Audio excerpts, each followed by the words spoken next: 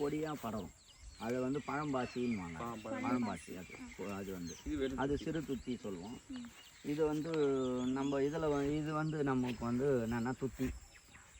இது நம்ம பைல்ஸுக்காக ரொம்ப விசேஷமாக இது வந்து கொடுக்குற வழக்கம் உண்டு பைல்ஸுக்கு. இது அதாவது உள் மூலம், வெளி மூலம், ரத்த மூலம், சீழ் மூலம்னு சொல்லி வருது இல்லையா? அதில் உங்களுக்கு ரத்த மூலமாக இருந்தாலும் சரி, சீழ் மூலமாக இருந்தாலும் சரி, மோஷன் வரும்போதே பிளட்டு வரும். ஒரு சிலருக்கு அந்த மலை இருக்குது இல்லையா, அதுவே கொஞ்சம் இறங்கிடும். அந்த மாதிரி இருந்து பிளட்டு வருது அப்படின்னா, ஒரு சிலருக்கு மோஷன் போன உடனே பிளட்டு வந்த உடனே தான் மோஷனே போகும். அந்த மாதிரி இருக்கிறவங்களுக்கு இந்த இலையை விளக்கெண்ணெய் கேஸ்ட்ர் ஆயிலில் வந்து வதக்கிடணும். அப்புறம் அரைச்சி மறுபடியும் விளக்கெண்ணெய் ஊற்றி வதக்கிட்டு நைட்டில் இவ்வளோ வந்து உள்ளுக்கு சாப்பிட்டுட்டு மிச்சம் இவ்வளோண்டு எடுத்து அந்த ஆசன வாயில் வச்சு கட்டிட்டோம்னா ஒரு 3 நாள்லேருந்து 7 நாள் கட்டினீங்கன்னா அந்த ரத்தம் வடிகிறதும் போயிடும். அந்த புண்ணு இருந்தாலும் ஆற்றிடும்.